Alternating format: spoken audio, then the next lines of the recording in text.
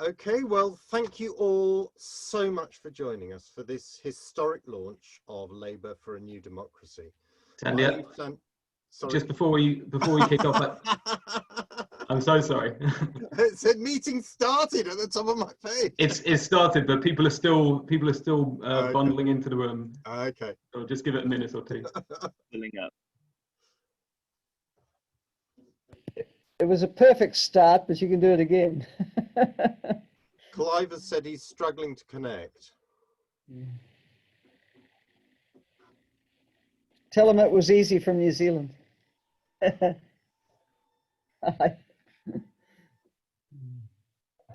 Yeah, you've probably got better IT in New Zealand than they've got in Norfolk. Oh, I don't know. Anyway, the numbers are going up fast. 165. That's an outrageous slur on Norfolk. I'll let you know. Okay. Sorry, I had a technical issue. I hadn't turned the computer on. Oh, that helps. I'm joking. The link wasn't working. So it looks like attendance has sort of stabilized, so I think we can make a start, Sandy. Okay, right. Thank you all so much for joining us for this historic launch of Labour for a New Democracy. My name is Sandy Martin, and I am the chair of the Labour campaign for electoral reform.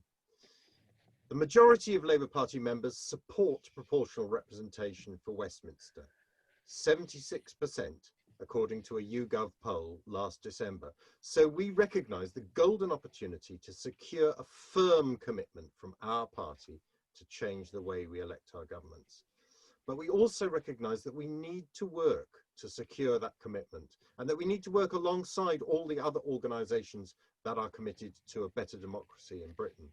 That's why we're so thrilled to be working closely with all the other organisations that have come together to form Labour for a New Democracy. Make Votes Matter, Compass, the Electoral Reform Society, Unlock Democracy, Open Labour, Another Europe is Possible, Politics for the Many, and Labour for a European Future. I want to thank everyone in all of those organisations who's worked to make today's launch possible and who will continue to champion the cause of a meaningful democracy for our country. And I know there are other progressives and democratic socialist organisations out there who can and should join us, and I'm sure some of them will do so in the coming weeks. Working together, we will achieve that firm commitment at next year's party conference. I'm so honoured to introduce to you someone who is at the heart of a democracy which has actually achieved the change we're seeking when she was Prime Minister of New Zealand. Jacinda Ardern and the New Zealand government are rightly respected around the world for their sane and effective governance in a world where failure and bigotry seem to be the norm. But the foundations of New Zealand's current success were partly laid by our first speaker here today. Helen will speak to us about her experiences, and then we will have a question and answer session, and then our great UK lineup will speak to you, and that will take up the first hour. And then if you stick with us after that first hour, we will have breakout sections and form action plans for the coming year. So without further ado, Helen, it's an honour and a privilege to be able to hear from you today. Colleagues and comrades, Helen Clark. Well, thank you, and great to be able to join and offer some information on the New Zealand experience with going to a proportional representation. And let's say, you know, at the outset, it can be quite a scary prospect for major parties. It certainly was for me when I was the deputy leader of the opposition, and the two referendums on it were held in New Zealand. And then, of course, becoming leader of the opposition, I had to help reshape Labour to compete within the new environment. So it's not surprising that major party leaders often feel, do we really need to do this? So let's just go through a little bit of the background and context to it in the New Zealand experience and where it's led us to today. If you go back to the 50s and 60s, there was a third party in New Zealand which very occasionally got a seat in Parliament called Social Credit. And Social Credit was capable of scoring up to 20% of the vote, but getting one seat in an 80 or so member parliament. And of course, there was a sense of great injustice about that from its supporters. But they were a small party, so they were never going to carry the day. I think a bit of the turning of the tide in public mood began in the 1978 and 1981 election aftermaths. In those two elections, the New Zealand Labour Party polled more votes than the Conservatives, the National Party, but won fewer seats. So Labour people started thinking this isn't fair. Now, of course, the following election, 1984, Labour won and won quite well, and it won a majority and won quite well again in 1987. So the issue went away for Labour. And I think often when major parties hold out against proportional representation, it's because they think just one more heave, one more heave and we'll get the majority that we've been wanting. But then, frankly, with a large majority like that, also single party governments are often empowered to do things which they haven't been very frank with the electorate about. And that was certainly the case with New Zealand Labour. And by the time it limped out of office in 1990, there was a great feeling of distrust because of the program of privatisations in particular, and people feeling that they hadn't really voted for what they got. So they voted for the Conservatives, who had quite a soothing message. And hey presto, they came into power and accelerated what had been seen as the structural reform, neoliberalism agenda. And so even within a year of that 1990 election, people were completely fed up. They say you vote for one thing in this country and you get the opposite. Now, interestingly, in the 1990 election, the head of the Conservative Party, Jim Bolger, promised a referendum if elected. I think his party never forgave him for it, but he promised it. And true to his word, referenda were held. Now, interesting, and I think interesting to Labour, sort of rethinking the history of Brexit, it was never the case that this was going to be decided on a single referendum.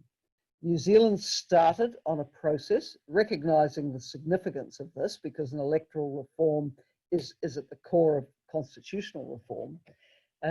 There were two referenda. 1992, people were asked two questions. The first one was, do you want to change the electoral system of New Zealand or not? A staggering 85% of people said they wanted to change the system. That shows you how fed up they were with everybody, with the Labour Party, the National Party, with everybody. So in that referendum, there was a second question, and it said, regardless of how you voted on the first question of whether you want change or not, if there were to be change, which of the following options would you like? And it put four options. One, I think you call in the UK alternative vote. It's preferential voting, as in the Australian lower house. That only got 6%. There was another option put called supplementary member, which got 5%.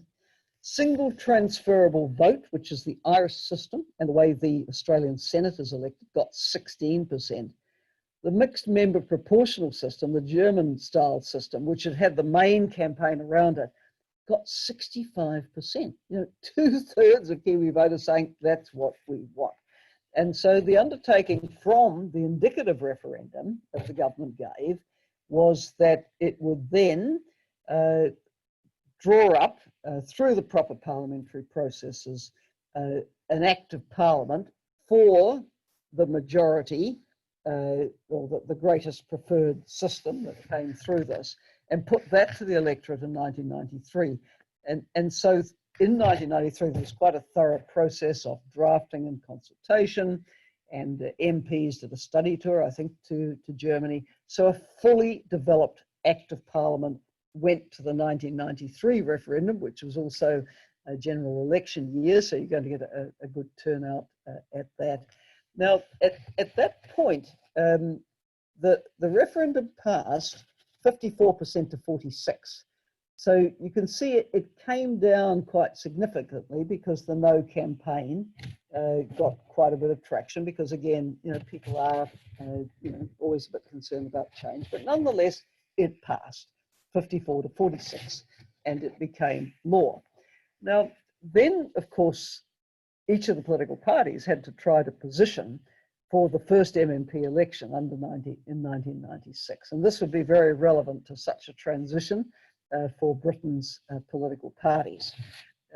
Now, I became leader of the Labour Party just after that election, and it was a very difficult transition, both for me as a new leader, but also because with the prospect of parties being able to be startups and get seats in Parliament, a lot of people were trying their luck. And so I could see elements of Labour support going all over the spectrum. Some of it was going to a party that positioned to the left of us, the Alliance. Some of it went to the New Zealand First Party, which is still in the Parliament today. You could say eclectic, nationalistic kind of party. Some of it actually went all the way across to the right of the Conservative Party. The people who had, for example, supported the main neoliberal thrust of the fourth Labour government.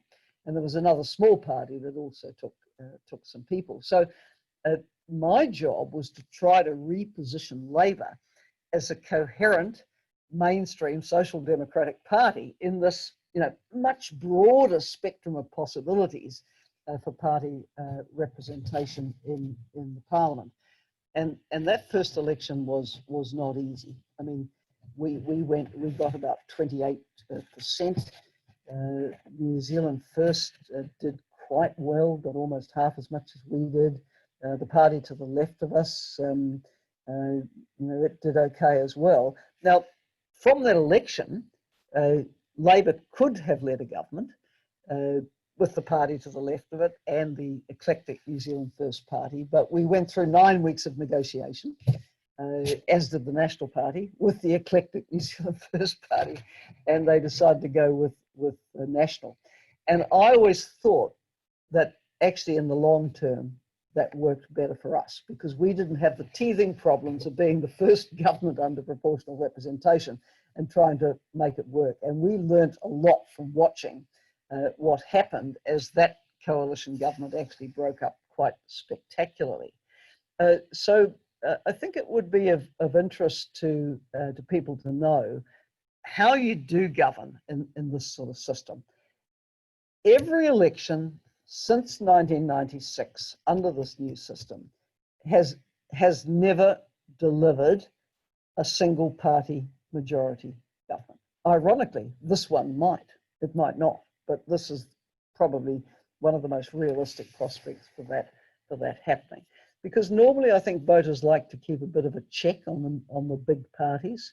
So there is a tendency to vote for small parties to keep that check. So the 9 years that I was Prime Minister, I always led a minority government. And particularly by the last term, I had to become quite inventive constitutionally to form that. So at the core of our government was always a coalition, and it was with the Alliance Party, which had positioned to the left of us. But as time went on, we developed support agreements called confidence and supply agreements with other parties that they would support us on our budget and other confidence measures. And that's what then gives the Governor-General, in your case, the Queen, the confidence that when a party leader goes to him or her and says, I can command a majority in Parliament, that you actually can. You can show those formal agreements. Now, what does this mean then for the kind of results you can get as a government? Some people will say it'll be completely paralysed by all the negotiation and nothing will ever happen. That is not my experience. My government was an extremely busy government, and it did some big and major reforms and big and major new initiatives. But what MMP, what proportional representation required us to do, was build up consultation mechanisms that we'd never been used to when we were a single party majority government in the past. And so ministers needed to know their counterparts in the support parties very well. The staff in their offices needed to know them very well. The party leaders needed to know each other very well. You needed to operate on a no surprises basis. And we actually put a new feature into the cabinet manual, which is the basis of cabinet government, I'm sure in the UK as in New Zealand, which had an agree to disagree provision. Because conventionally in Westminster style government, if someone doesn't agree with a majority decision of the cabinet, they leave the cabinet. Well, we said we can't have cabinets collapsing all the time just because a smaller party doesn't agree with something the major party wants to try and rally support for in the parliament. So the agree to disagree procedure was set up. So, you know, even though I led for 9 years a minority coalition governments with this range of parties involved and range of agreements, we did provide stable government. No one thought the government was unstable because it had all these mechanisms for consultation and no surprises, which kept it that way. Now, one question you might ask is, how has this bedded down with the public? Does the public want change? Now, of course, going back to 1993, there were 46% of voters who in the end voted that they didn't want MMP. And in the 2008 election, as I recall, the National Party, the Conservatives, promised to hold another referendum on MMP to ask the people what they thought. Well, actually, in that referendum, the proportion of New Zealanders voting who supported MMP went up from 1993. So in 1993, it had been 54%. In the 2011 referendum, it was 58%. So, hey, go figure. Any of us would be very happy with 58% as a party vote. 58% is a clear majority. They were also asked a second question, which was, if a majority wanted change again, what would you change back to? Well, the old first past the post system came through, top of the pops there, as you would expect. But bottom line, you know, close to 60% of voters did not want it to change. Now, what about some of the myths around proportional representation? Some people say it gives power to extremists. That is not our experience in New Zealand. Actually, the balance in a way tends to be in the middle, as everywhere, whether it's the German system between the Social Democrats and the Christian Democrat and their sister party, with sometimes the Free Democrats holding the balance. In Britain, we saw in the election where Labour was defeated at the end of Gordon Brown's term, the Liberal Democrats held a balance and they supported the Conservatives. I should say that up until the 2017 election, the largest party from the election always led the formation of the new government. The exception to that was 2017, where Jacinda Ardern and the Labour Party negotiated with the New Zealand First Party. And even though Labour had fewer votes, and quite significantly fewer than the National Party, New Zealand First elected to give Labour a chance. So that was an unusual outcome, but an entirely legitimate one under the system, because in the end, there's no point being the biggest party in the parliament if you don't have any friends to help you govern. And the National Party had put itself in that position. So rather than power going to the extremists, it tends to go a bit to more the middle of the road, in my observation. Now, some people might say, well, proportional representation will mean the end of the UK Labour Party. Well, I must say, as Labour Party deputy leader and then leader, I had real worries that it might mean the end of the New Zealand Labour Party. But, you know, look, as parties, we are capable of reinventing ourselves to operate well in whatever the system is. And we did reinvent ourselves to operate well in it. And I, for one, would not support change back again. As I say, people sometimes allege that governments under MMP which require coalition and other arrangements don't get much done. That's not my experience at all. You can get a great deal done. People ask, are MPs still accountable under proportional representation? Well, directly, yes, the electorate MPs are accountable. And one of the good features of MMP, which is why I think it can resonate with New Zealand and with British voters, is you do keep an electorate MP. In New Zealand, the split between electorate MPs and list MPs is roughly 50-50. That means the electorates are about twice as big as they used to be, but nonetheless not ginormous by UK standards.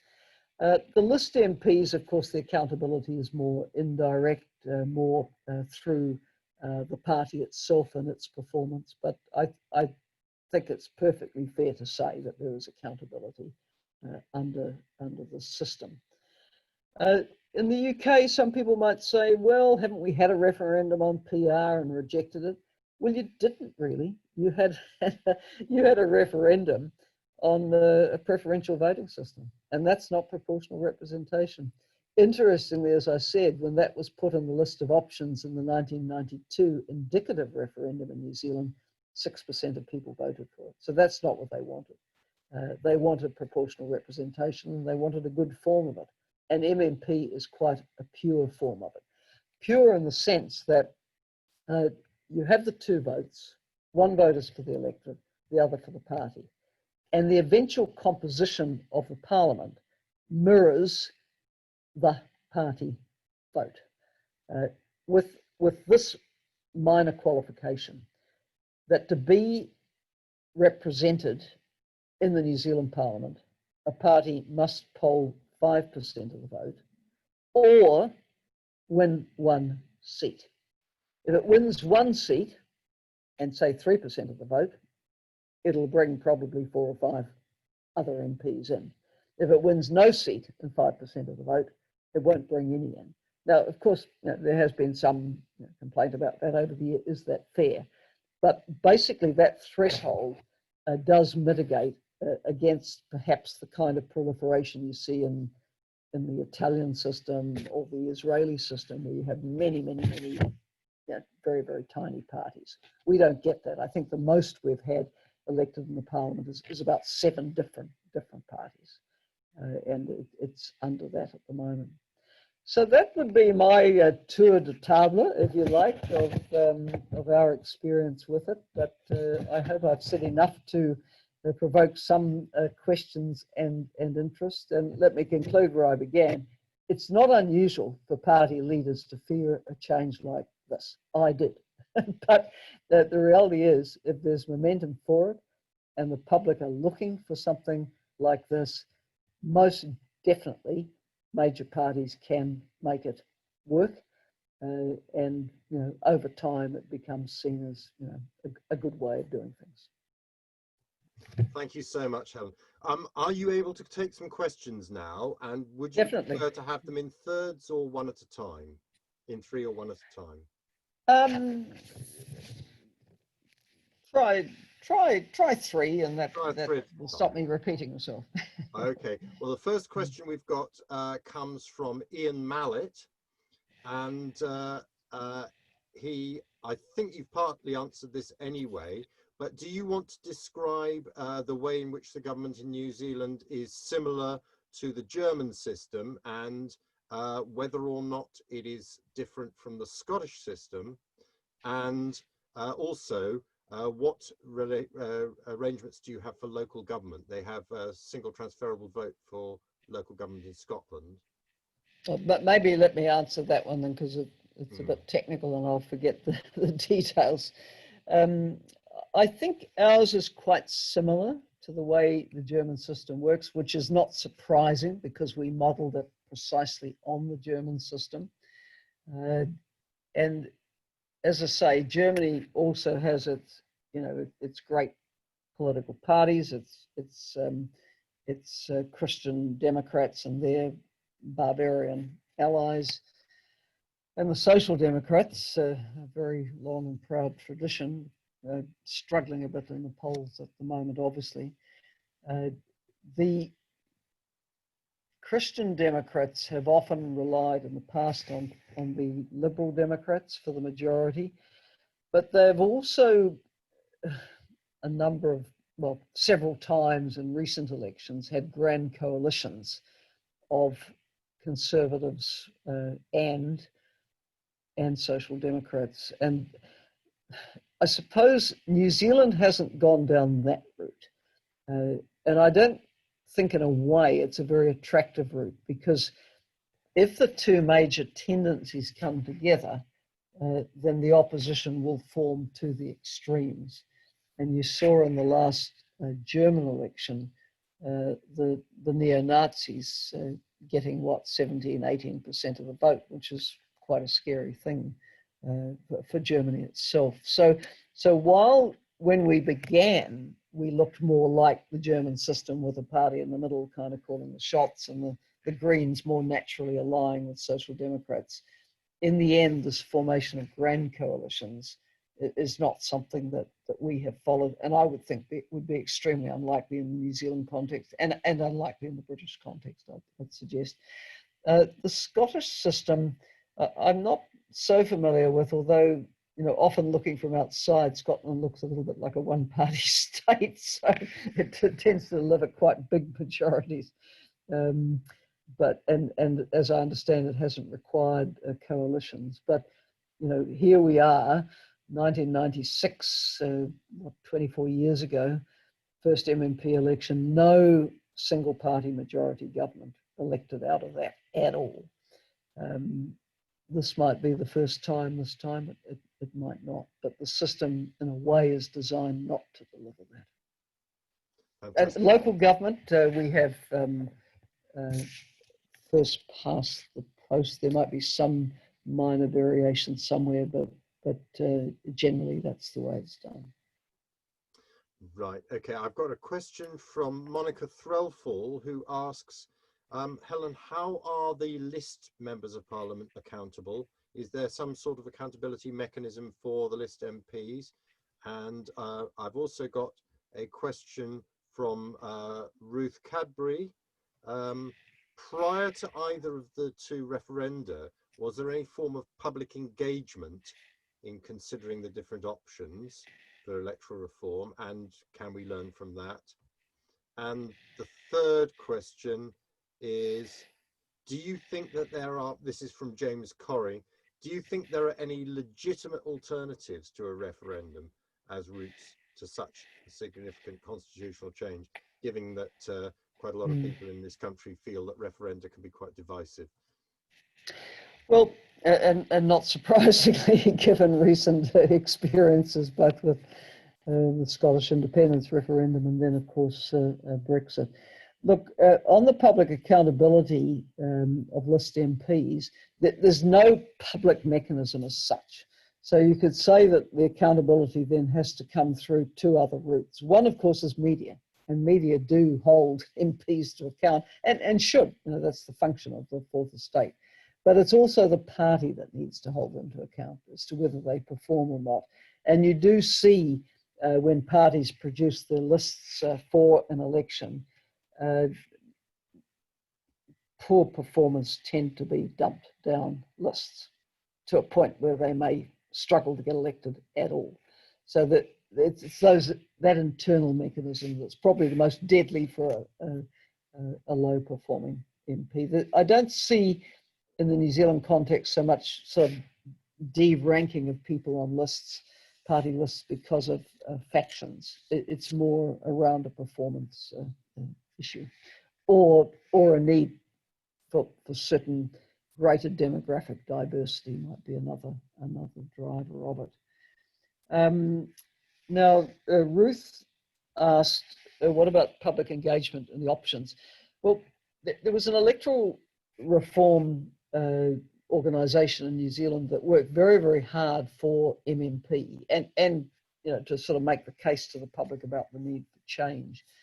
So the public was quite sensitized to the options.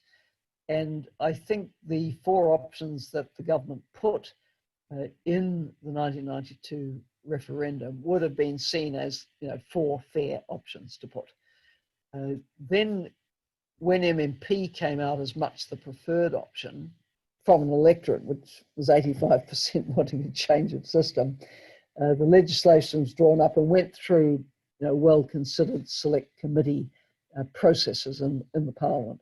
So the public also had input and voice at that point. So I've never heard it said that there wasn't public engagement. There was a great deal of public engagement around the whole process. James asked, do you need to have a referendum to make these changes in effect? Is that what makes it legitimate? In countries like the UK and New Zealand, we are among the few in the world that don't have a written constitution as such, right? We draw on different documents and key act, whether it's Magna Carta, the Bill of Rights, the letters patent, and of course, the Electoral Act is a key constitutional document. So I think to change the Electoral Act, you do need a considered process of public consultation. And a 2-stage referendum is quite a good way to do that. Our process asked people, do you want to change? 85%, yes, please, relief, please. And then if it's going to happen, which of the options do you want? There was a clear winner out of that. Then you work up that proposal, full public engagement around that process. You go back to the public with it, and they voted for it. So that gave the change enormous legitimacy. And I think just to legislate for it in Parliament probably wouldn't give that legitimacy. A 1-stage referendum, I don't think would be sensible either. Okay, thank you, Helen. I'll give you 3 more questions. Is there a specific role for list MPs in the system you have? That's from Nathan Mann. From Harold Emmanuel, what did the Labour Party need to do in New Zealand in order to reinvent itself? And then thirdly, there was a question I saw from Mary Southcott, which was about your own personal journey, because I think you were opposed to MMP to start off with. And what was it that made you change your mind? So on the list MPs, the parties allocate the work that they want done. So let's say your party is in opposition. The list MPs, like the electorate MPs, will be given some kind of portfolio or spokesperson responsibility. Now, the electorate MP, of course, has an electorate to service, and the list MP often will have an office looking like a constituency office in the electorate held by another party. So I'm an electorate MP from the Labor Party, and they're probably going to be somewhere a national MP is going to put an office in my electorate and also compete for profile. For the minor parties who don't have so many MPs, they will select where they want offices. They may have MPs. They'll probably have MPs living in a range of centres, so they'll make sure that they have a shop front and the staff that they're entitled to. They may pool resources. So that's the way it works. In government, actually, to be a list MP would be a real bonus if you're a busy minister, because busy ministers have to service electorates as well as run portfolios. But I was an electorate MP throughout my career, so you do that willingly, of course. Now, how did Labor reinvent itself? Well, there's quite a change of mindset, I think, from going from being one of 2 broad churches to being a party on a spectrum. And as I said, in the run-up to MMP, we lost supporters and MPs to the right of us, the left of us, the eclectic of us, and we had to rethink really what would characterise the program of a social democratic party in today's world. So we had to rethink a more coherent philosophy rather than trying to accommodate a very broad range of views. And I believe the National Party went through much the same sort of process. So it's not a question of sort of dividing the electorate in two halves and, you know, and having too broad a church. You can have something more coherent.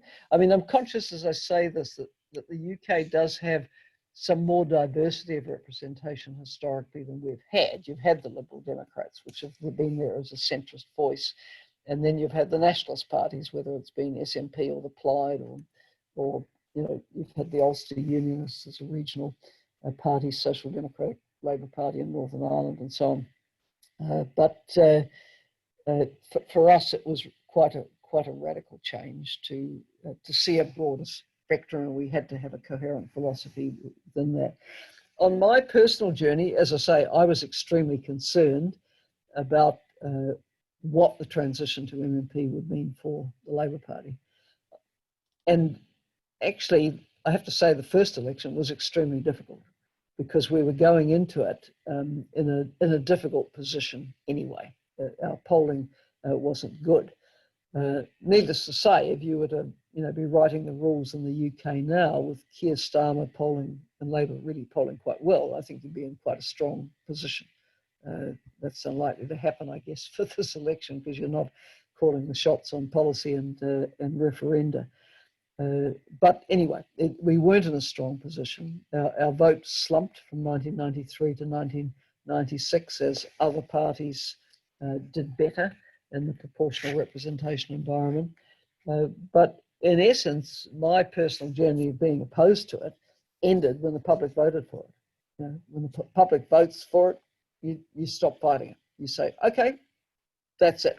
The public's decided, that's what they want, and it's my duty as a party leader to make this work constitutionally for New Zealand, and also, of course, to position the party to the best advantage in it. Thank you. The referenda that we've had in the United Kingdom in recent years have been very emotional.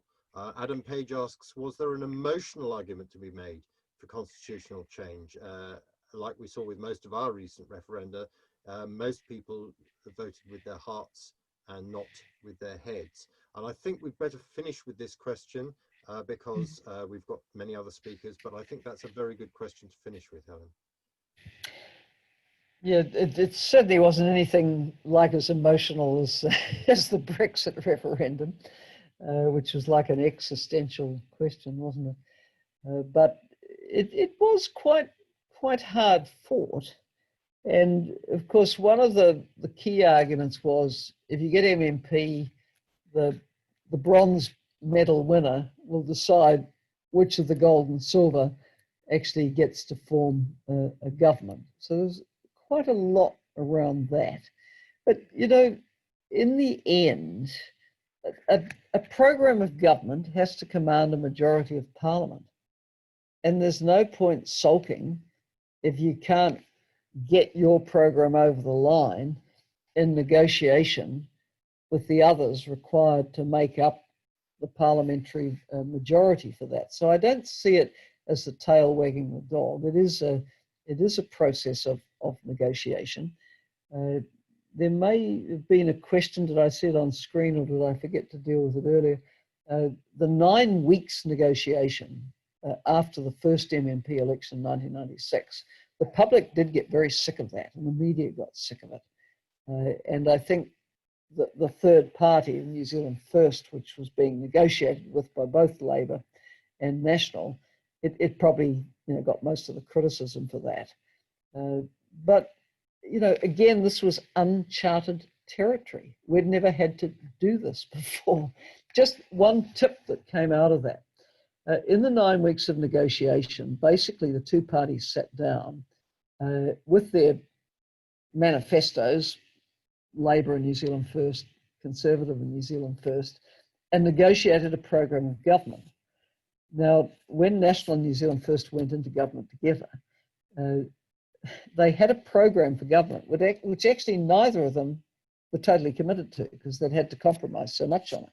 And in a way, the next 3 years was about that falling apart.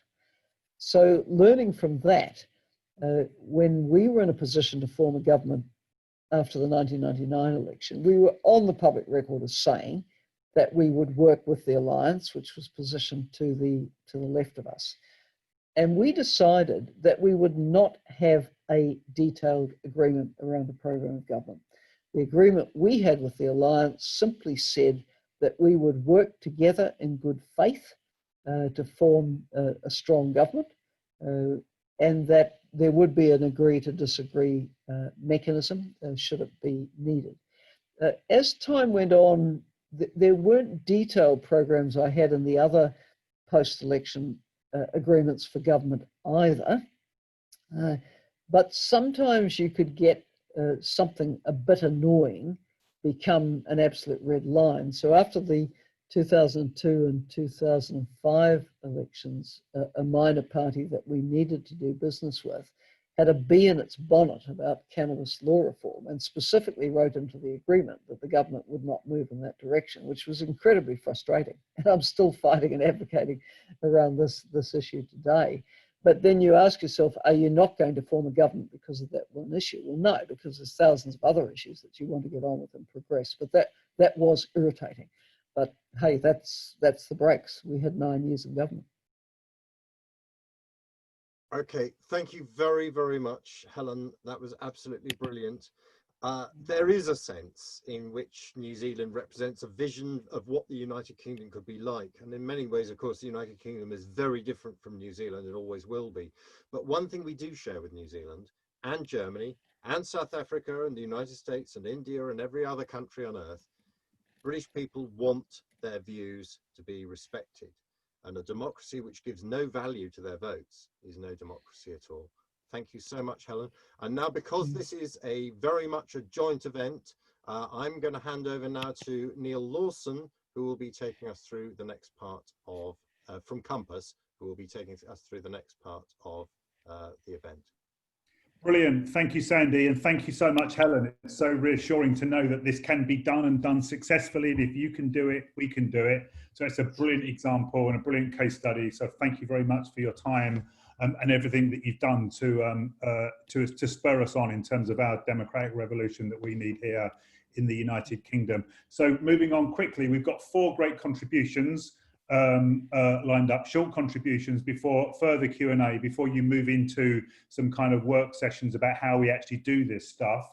So right now we're going to be joined by Clive Lewis, the MP for Norwich South, and then Debbie Abrahams, the MP for Oldham East and Saddleworth, then Tessa Milligan, who is the co-chair of Open Labour, and then last but not least, Alex Sobel, the Labour MP for Leeds North East and Shadow Minister for Arts, Heritage and Tourism. So over to Clive Lewis. Clive, how are we going to get to the point where Labour is virtually, the only social democratic party in the world, virtually, that doesn't support equal voting? How are we going to do it, Clive? Yeah, you don't get to ask the questions. I know what I'm going to say, so that's. Thank you for the introduction. I'm going to answer that anyway. I'm going to answer that. But first of all, just say thank you for Campaign for New Democracy and this brilliant initiative. It's so good to be able to speak after Helen Clark. It's such a privilege as well. So thank you very much for the invite, and apologies to Neil, I was only joking. And look, to ensure I gave a realistic conference address, fringe address, I stayed up till I think about 4:30 last night, drinking cheap wine and dancing to bad music. So the resulting lack of sleep and hangover should give an authentic feel to the talk today. I can see hardcore kind of party conference goers there laughing at that. Well, that's all right. Look, now I understand that the Labour Campaign for New Democracy is about convincing Labour members to adopt PR as party policy. Because without the Labour Party committed to PR, I can see no way for it to happen under first past the post. Now, the usual tactic revolves in part around convincing our members that this will benefit the Labour Party electorally, because electorally speaking, the 20th century was the Tory century. In the last 100 years under first past the post, the Tories have won 3 times as many general elections as the Labour Party. Here in the 21st century, they've already won twice as many elections as we have. In effect, they're 4-2 up. So you'd think it would be easy to convince our party to get behind an electoral system that leveled out the elections playing field, but it isn't. Why is that? Well, I think there are two main reasons. The first is because our party is hooked on the trappings of oppositionalism, hooked on occasionally being in government. Hey, we might not be doing great, but at least we're doing better than the Lib Dems and the Greens. It means we get more short money, more political airtime.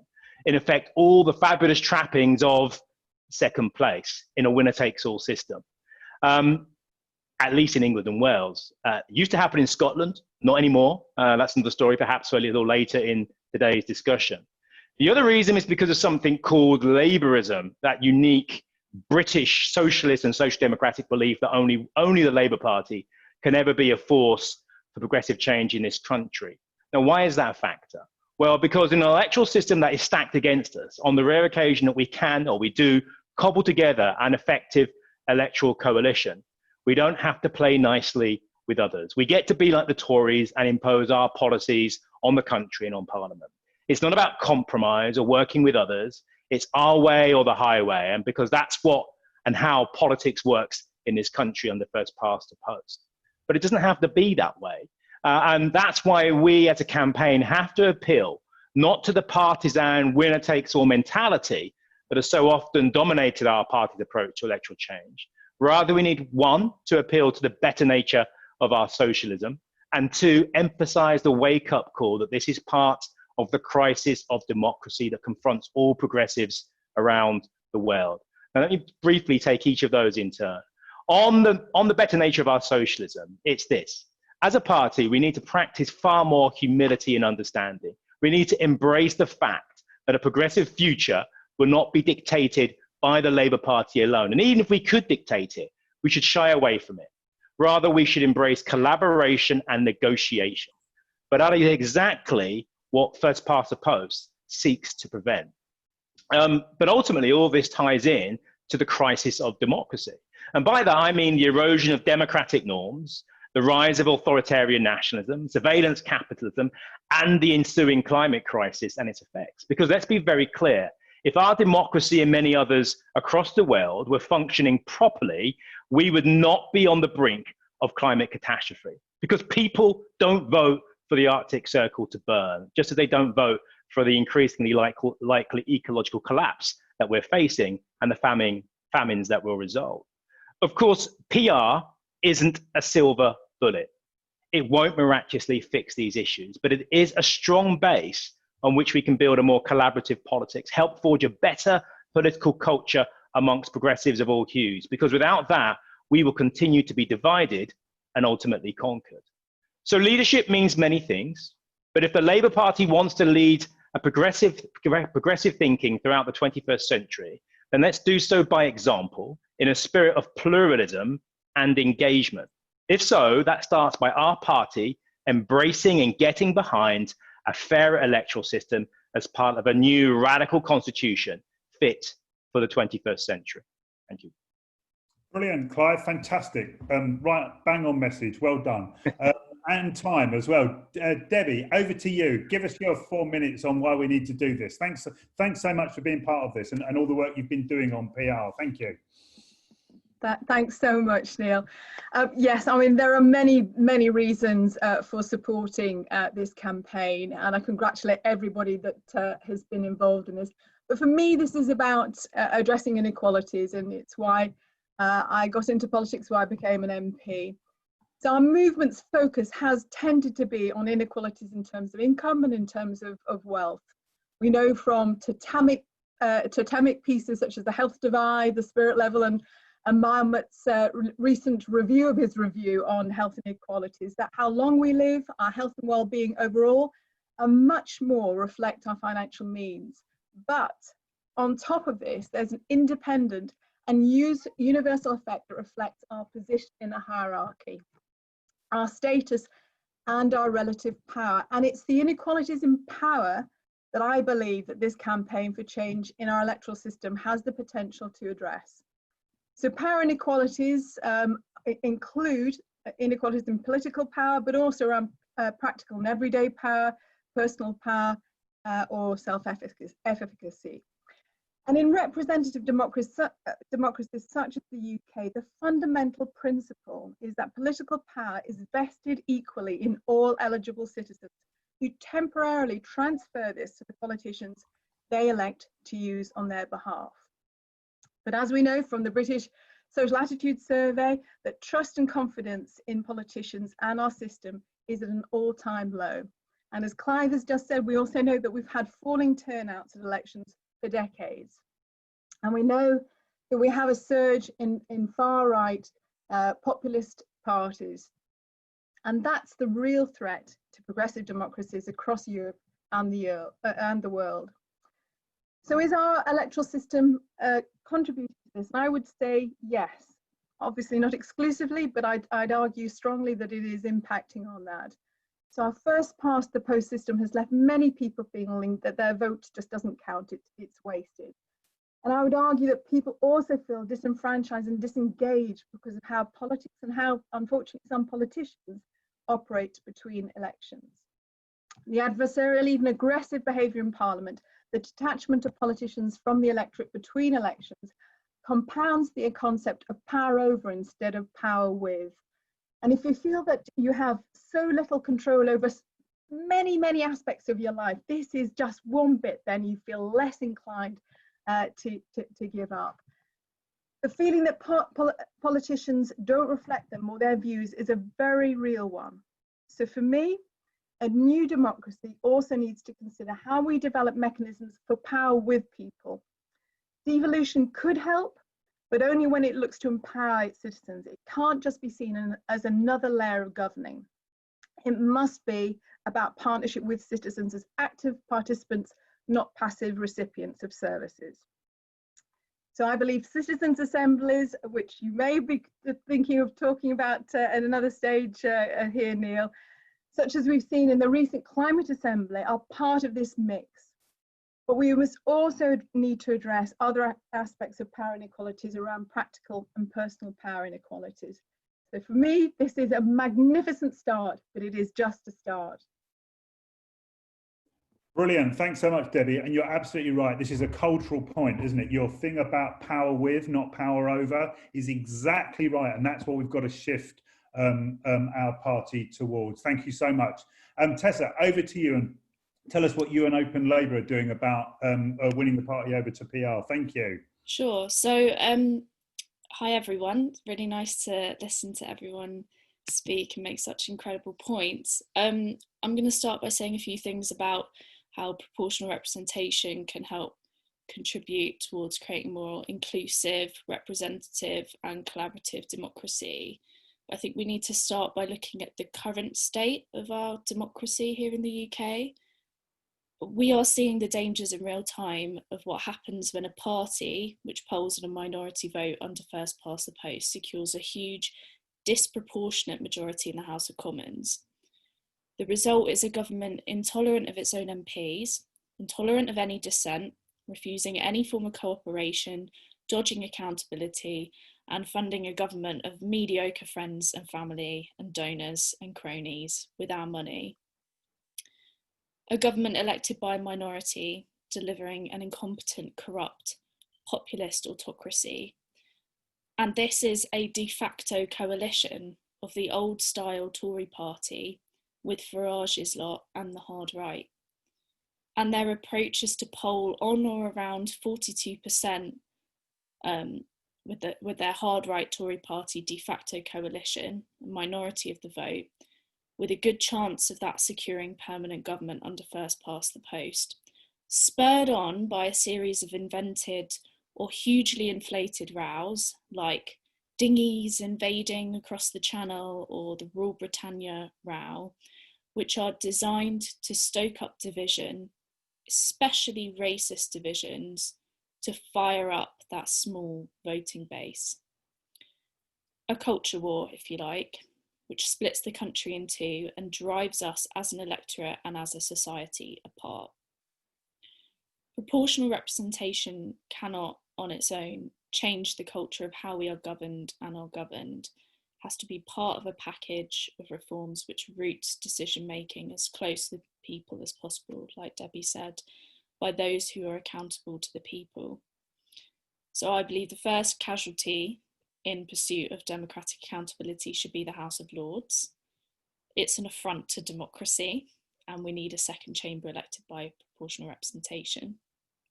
I think the second casualty will be our unwritten constitution. It's not fit for purpose, and as lawyers would say, it's not worth the paper it isn't written on.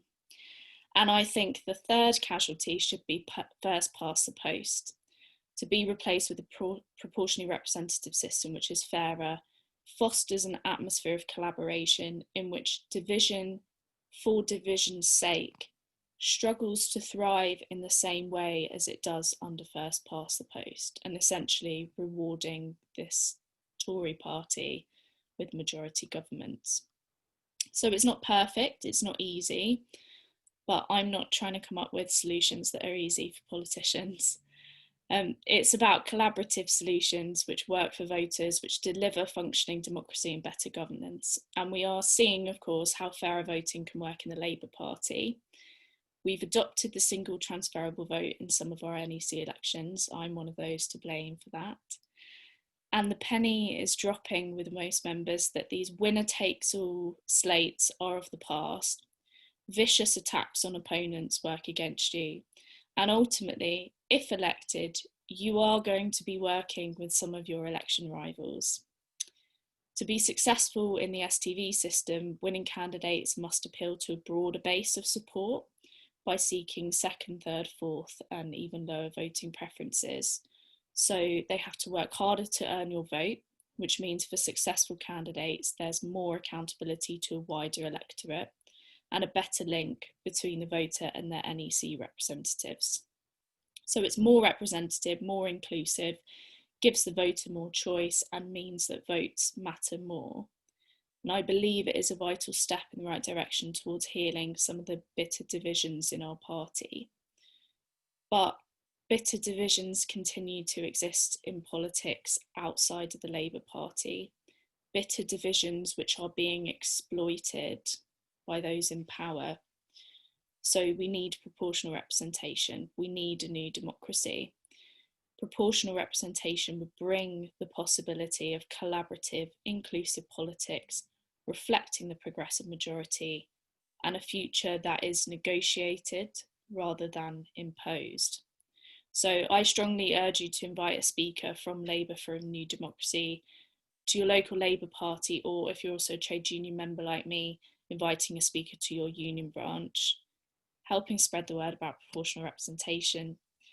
3/4 of Labour Party members believe Labour should back PR, so our party policy on this should be changed to reflect that. Thank you. Take myself off mute. Thanks so much, Tessa. Fantastic. Yeah, a future that is negotiated, not imposed. Exactly right. Exactly right. Last but absolutely not least is Mr. Alex Sobel. Thanks, Alex, for all you've been doing, and we look forward to hearing from you for 4 minutes. Thank you, mate. Thanks, Neil. And I've been a supporter of proportional representation even before I got involved with you and Compass in 2004. Really, my support came from my involvement with my student union NUS, where we used STV, and I could see how much better it was than the way that we elected people to the council and to parliament. And we obviously had the ever-presence of Ron, although I don't advocate that here and now for UK elections. But we need to convince many of our comrades now that we need to have some cold, hard facts about how proportional representation would further the cause of Labour, socialism, and the Labour movement. The Electoral Reform started analysis of the 2019 general election using the Hunt, which isn't a system I would ever support and is one of the least proportional of the proportional systems. But even under the Hunt, the result would have been that the Tories only got 288 seats and the Brexit Party 10 seats. People worry about letting parties like Brexit into Westminster, but that result, even with the DUP, would have left the Tories short of majority. And quite frankly, most of the RG act like they're in the Brexit Party anyway. It's a competition whether Cummings or Farage are more damaging. Under that same ERS analysis, Labour would have got 216 seats and the Greens 12. It wouldn't be an easy parliament for Conservatives, and we wouldn't be facing the internal market bill that we're having to look at this week and some of the other Tory excesses we're facing now. The 2017 general election analysis by ERS, even starker. They found that under STV, Labour would have won 297 seats, 287 seats that the Tories would have won under AMS. Labour would have won 260 seats, the Tories 273 seats under a more proportional system like STV. The 2017 general election would have ended up with a Labour government. In fact, the Conservatives wouldn't have won a majority in 15 of the last 16 general elections. We hear a lot about resources being allocated in the 2017 general elections, and as a 2017 Gain Labour MP, I know all about that. But we would have won that election. But first past the post aims a small number of marginal seats. So our resources go into these small number of marginals. And as we saw in 2017, you get that wrong in a tight election, you lose. If your resources go to the wrong seats, you lose. In a more proportional system, you don't target resources so tightly, and you don't need to have such targeting judgment. So our recent experience really screams out for a more proportional system. What first past the post also does is it makes you try and target policies to those small number of target marginals. 2019 was an exception to that rather than the rule. That targeting in terms of policy tends to bring out more policies targeted at the centre, as safe seats can be triangulated out so you know you're going to win them. So PR can often allow for more radical policy making, which could still lead to electoral success, and something which has eluded us when we've been more radical. It could lead us to being able to have policies that are more radical on the climate, on workers' rights, on job creation and the economy, without worrying about focus groups from our top 10 marginals. There's also a broader argument of first past the post being a system at a time. Every European country uses a more proportional system than us, apart from Belarus. That's the peg we are hanging our democratic standard on, the failed state run by Lukashenko. Look at what is happening, what is going on here and in Belarus. What better argument is there for proportional representation, being better governance and out first past the post than those two countries? In the UK, we have more proportional systems in devolved nations, and it's unfinished business here in the UK Parliament. We started the process of reform 20 years ago. In an act of uncompared political selflessness, our devolved parliaments are elected through PR. And in some places in Scotland in particular, it's the only thing that has meant socialism could survive electorally. Look at Scottish Labour in Westminster and the first past the post. That is what Scottish Labour would also look like in Holyrood if that was elected by first past the post. A fairer distribution of votes is not just fairer, but better for Labour. So Clive has asked you to take a motion of your CLPs, and Tess, a speaker to your Labour or Union branch. But the excellent Jane Sobel, a speaker at my Labour Party branch last year. But I'm going to ask you to pass a motion in your union branch to gain electoral reform policy in your union, so they can also advocate for changing Labour policy. I want to finish with a quote from the great Robin Cook. We are not just interested in electoral reform for functional reasons, because we see it as a means to an end. The electoral system of the House of Commons is a crucial part of our democracy.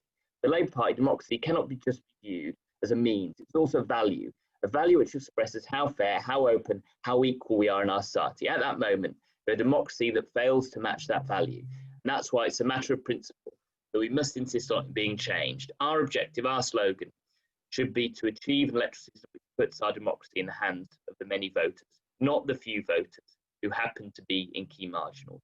And Robin, God bless him, is as right now as he was when he wrote that over 20 years ago. Brilliant. Thanks so much, Alex.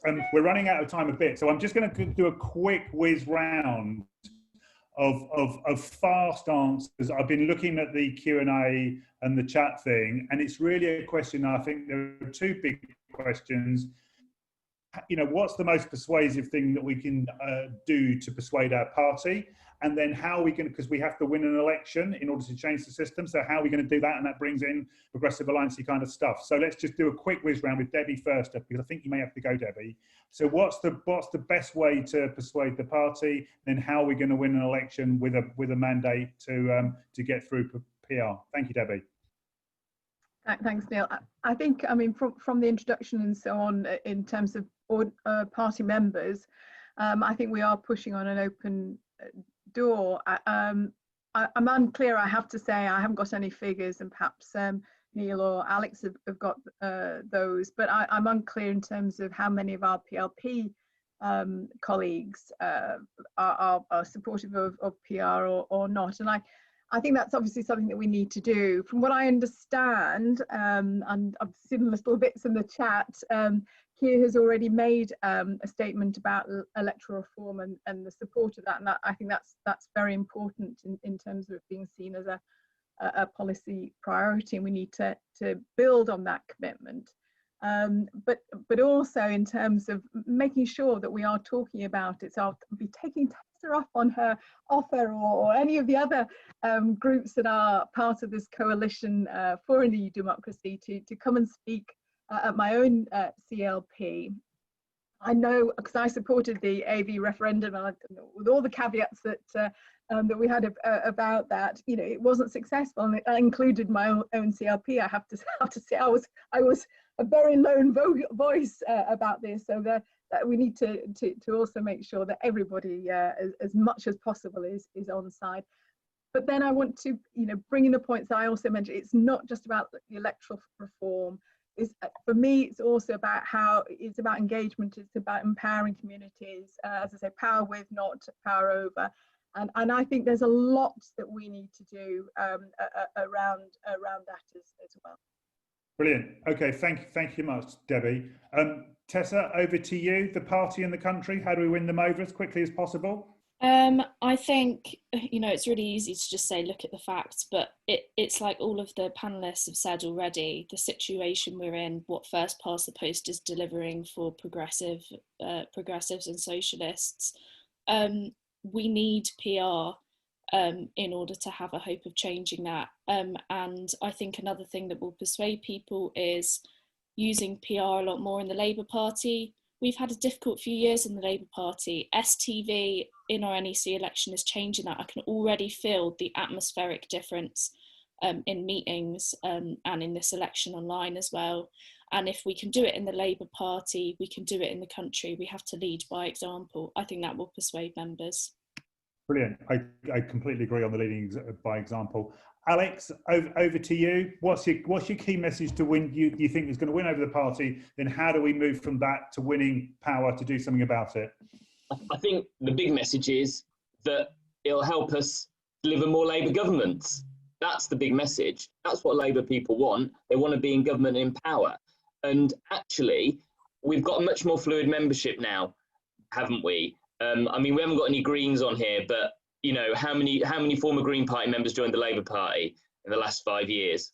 A lot. You know, the membership's a lot more fluid. People have come in under Keir's leadership again. A lot of those have been members of other parties who support, proportional representation, and obviously the Europe issue as well. And actually, what I'd say is about the PLP is that attitudes are hugely shifting. If you talk to members of the PLP that came in 15, 17 and 19, that's the vast majority of the PLP now. None of them are like, I would rule out changing the voting system. Some of them are like, well, I need to be reassured about the constituency link. And even some MPs that have been in a lot longer are now saying, well, now's the time for us to reevaluate. Things are a lot better. There are a small hardcore of opponents. And actually, when we had it at our branch, you have the same thing. One person will stand up and vocally oppose it and will bring up a number of arguments. And then that will, unfortunately, in the Labour Party, this has happened of having, that will lead the opinion of others who are more soft supporters or unsure. And then we'll move them into the status quo position. And that's what we need to really guard against. A few lone voices shouting very loud. And so we need to have a broad coalition that brings people with us. Brilliant. Thanks, Alex. And finally, over to you, Clive, the party and the country. Unmute yourself, Lewis. Yeah. Oh, for MPs in particular, talk MPs first. I think look, people might be a bit surprised at this, but and I think some of the panel may agree. Labour MPs don't tend to be very political. I've been accused of being too political twice in my first year as an MP when I got there in 2015.